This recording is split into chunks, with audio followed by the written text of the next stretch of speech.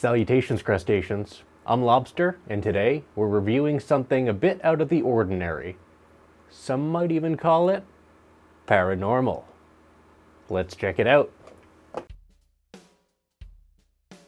This is the brand new Squier Paranormal Jazz Bass. Yeah, we've got one. This is the latest bass model from Squier, and boy is it different. This thing is basically the love child between a 54P bass and a jazz bass. You have Fender-designed Alnico 5 pickups, as well as an independent volume and tone control for each of those pickups. For the bridge, we have a standard Fender-style vintage bridge, and the body is made out of poplar. However, it is using ash veneers on the front and back to give it that classic ash look. This particular model is finished in a gorgeous transparent butterscotch, but a transparent white is also available. The neck also features a really nice gloss that extends to the fretboard.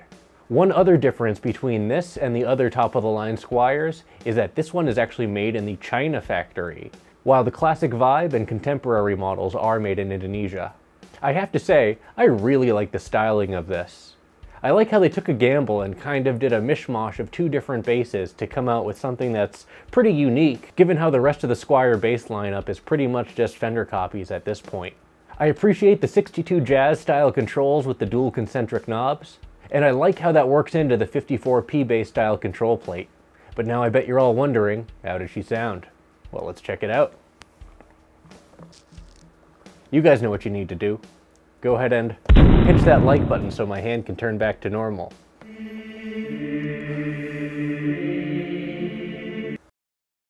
Thanks.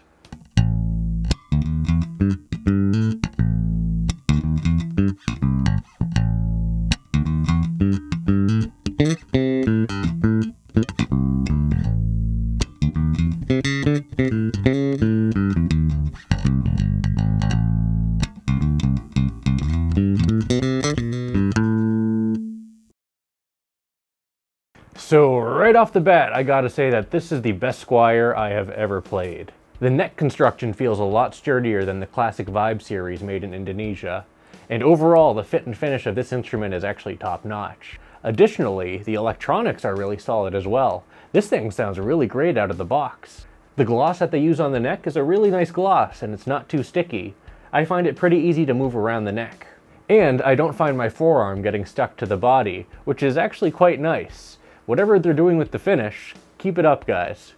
The pickguard material is a single ply, but the cutting is very, very precise. I don't see any rough edges or any improper fitment here. This looks great. The pickups are Fender-designed Alnico 5 pickups, and I'm really surprised at how quiet they are. Listen to me soloing the bridge pickup.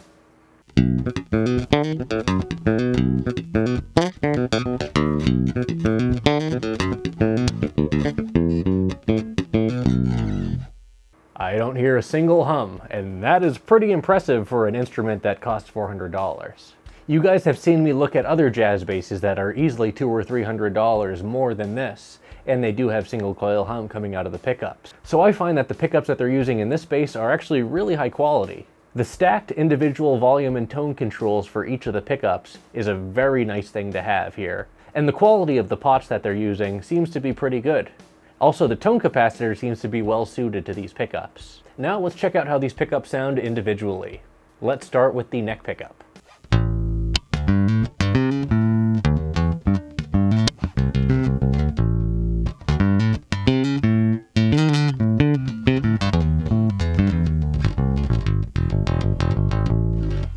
Wow, that sounds really good. And again, no noise. This thing is pretty great. Now I'm going to roll back the tone to 50%. Let's see how it sounds.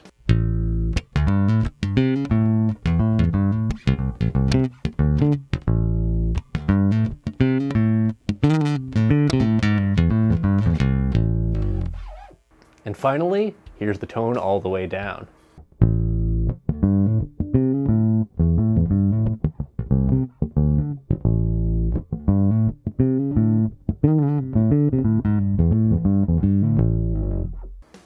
Wow, not bad. This pickup's definitely giving off some major P bass vibes. You know what? Let's see how this thing compares to our Mexican P bass.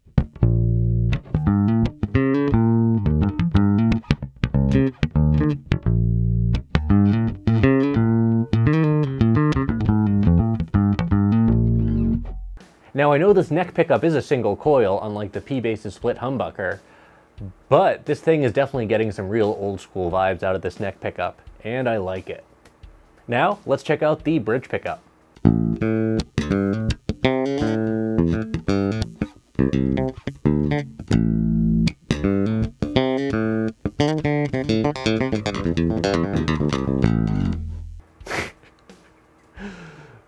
Man, this thing's fun.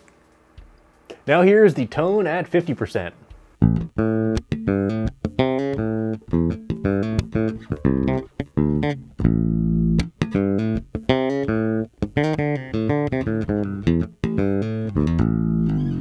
And here's the tone on the bridge pickup all the way down.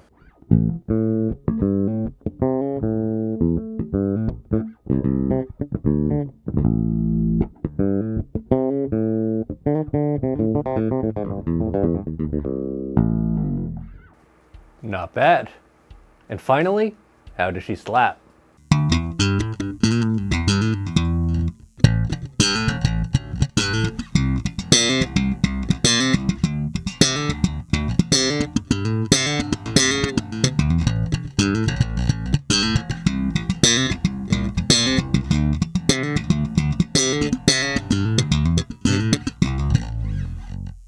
Oof.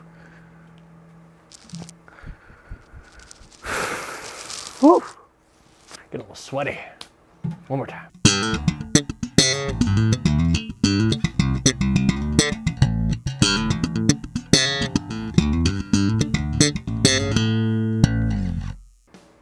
I'd say she sounds pretty good. So here's my final thoughts on the Squier Paranormal Jazz. I think this thing is a great new model from Squier, and it really surprised me. The high quality electronics, the fit and finish, and the overall aesthetics of this thing are honestly top notch. I wasn't expecting this from Squier. And to have this come out of Squier's China factory is honestly mind-blowing to me. In my opinion, this thing exceeds the quality of the Squiers coming from the Indonesia factory. And those Indonesian-made basses are at the exact same price point at $399, just like the Squier Classic Vibe Jazz and Precision basses. So I bet there's two questions you guys have. One, where can I get one? Well, you can't right now. I managed to find one vendor who had one in stock, and this is it.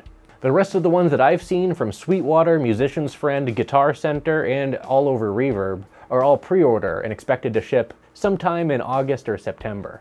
And the second question, what am I going to rate this bass? I'm going to go ahead and rate this bass 4 claws out of 5. Squier really hit it out of the park with this one.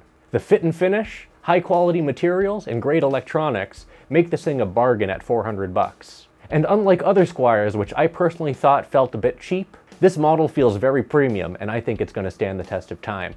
Honestly, I really don't have any complaints about this bass. I think the pickups could be a little bit better considering this is a vintage-styled instrument. They sound a little bit on the bland side, but honestly, this is a great foundation for some modifications. You can easily swap these pickups out for something a little bit better and not break the bank. Outside of that, I honestly have no complaints here. So, great job, Squier.